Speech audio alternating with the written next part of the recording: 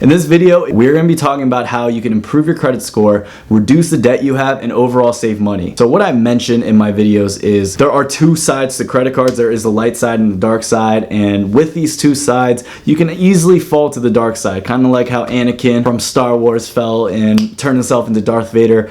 You can actually go into credit card debt pretty easily. Not a lot of people like to mention this, but with credit cards, there is a dangerous side to it, and you can fall prey to it quickly. Let's talk about some of the solutions I have for you if you do fall to that side. And regardless of what situation you're in, if you're flexing too hard, or maybe the economy crashes again, who knows? 2008, I'm telling you, man, your boy is traumatized from that. That hurt me. Now, this is the method that I recommend to everyone. I don't know why, but people charge people for this kind of information, but I literally Googled it, found it, and talking to people, I was able to find it. You guys don't need to have to pay people for credit card reconciliation or how to get out of credit card debt. Guys, please save your money. I'm sharing with you guys the information you need to know. So say for an example, you are $20,000 in credit card debt, and on top of that $20,000, say you have around on average 20% interest accumulated on all of those accounts. Now guys, I'm a college dropout and I didn't really pay attention too much to math, even though I'm Asian, I should have. If you owe $20,000 in credit card debt, you're gonna have to pay them back $24,000, which is a 20% interest on top of that. That extra $4,000 is a lot, and if you're someone who maybe even has $100,000 in debt, that interest starts to add up. And one of the things I need to share with you guys is how to get rid of that interest and just knock that out so you can just focus on paying the debt and the money that you owe them. Alright, so the way you guys don't have to pay that interest is to actually look into balance transfer cards that have no interest, and then cards that offer no interest promotionally for the first year. So I am on creditkarma.com, and this is a great website for you guys to use. If you haven't checked it out or made an account with them, make sure you do. I'm not sponsored by them or anything, but I just use them personally,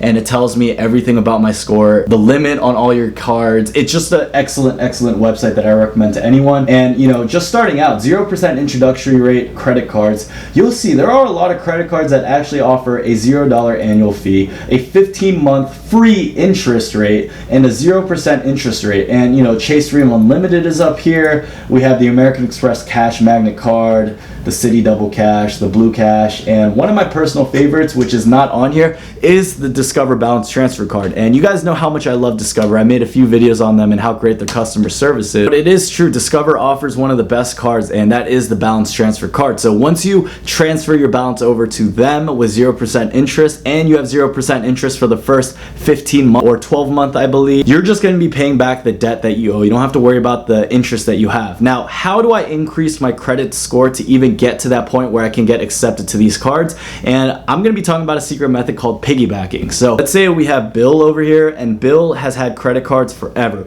His length of history is really good. He's never missed a payment. His utilization is under 3%, and he has a huge credit line. Say you have a 500 credit score and you get added as an authorized user to Bill's. Basically, because he has an 800 credit score and you have such a low credit score, it's going to improve your credit score, and that's piggybacking. So there are websites and a lot of shady websites out there that actually do this for you. I found one just by Googling improve my credit score, and they talk about kind of in depth on how it works. You guys really don't have to pay for a service like this. All these websites are going to charge you a certain amount. What you guys can actually do is find a relative or a friend or someone you know and just tell them, hey, can you add me as an authorized user? Look, your credit score is not going to go down just because mine is down. If you add me, my score is going to go up. Maybe you can bribe them and be like, yo, I'll Venmo you $50, I'll Venmo you $100 right now, and that $50 or $100 that you invest towards them for them to add you as an authorized user is going to go a long way. Because if your score gets improved, say from 500 to 700, and you're eligible to start applying for these balance transfer cards,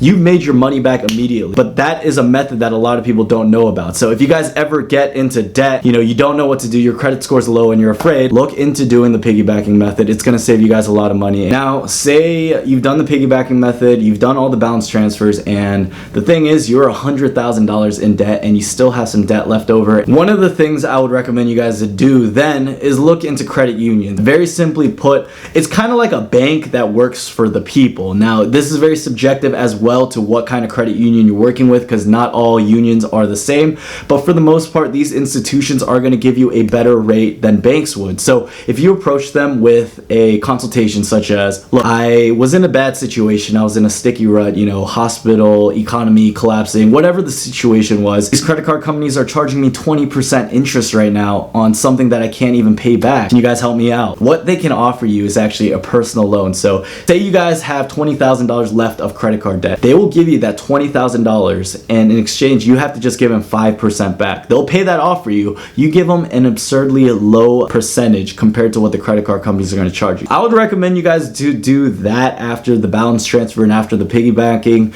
If you have some debt left over, start doing that to reduce your rate. But the whole point is you don't want to be paying interest on debt that you already owe, because it's already very difficult to pay back money when you're in the negative. So I understand how that can be. If you're not in a situation to look into those methods, another thing is to actually just call all the credit card companies. So I know Chase, Discover, American Express, they're 3 companies, for example. If you call them and let them know, look, this interest rate is just so much right now. I am having issues at home. It's just very difficult time right now for me to pay off all my debt, and this interest is killing me. You know, your miles may vary, YMMV on this, but most of the time, if you get a good representative, they will lower some fees and they will give you a waiver. And as long as you've had a good history and you're very kind about it, they're gonna help you out, especially if you need that help. Now, we went over just kind of the methods that I shared with you guys, but I also wanted to make this point very clear. If there wasn't a sudden emergency in your family, or like, you know, losing your job, hospital bills, that is understandable debt.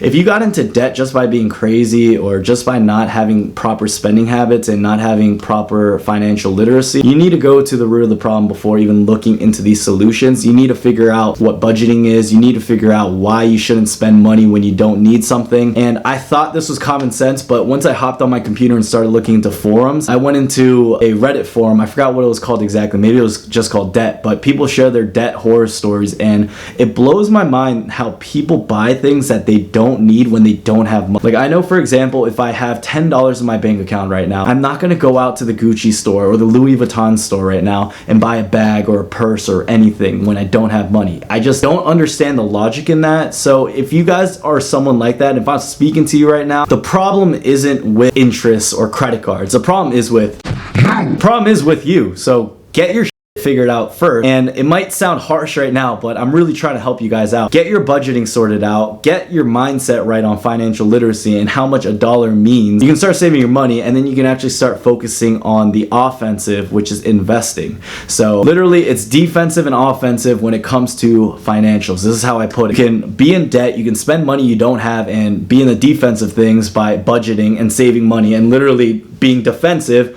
Or like in football, you can be on the offensive. You can keep attacking, you can keep investing, you can find different ventures to go into and diversifying and finding different side jobs and different hustles and growing a business. That's on the offensive. What I want all my subscribers to do is be on that offensive. Stop being a little boy and being on the defensive and trying to scrape money and save money that you don't have. Get out of debt, get out of that position, use the methods that I told you guys about, and let's all eat, all right, you guys? So if you guys haven't had a chance to join our private Facebook group, let me so this right here is the private Facebook group. Right here we have our credit card churners group, and shout out to Reed Baloney. He made a post on a what's in my wallet post, and you know, everyone's just tossing in their photos of their wallet and kind of like their daily carry, and I love seeing things like this, you guys. Follow me on Instagram, send me a DM if you guys enjoy this video, drop a comment, and I think that's about it, you guys. Stay tuned for the next video. I really appreciate it. I'll see you guys later.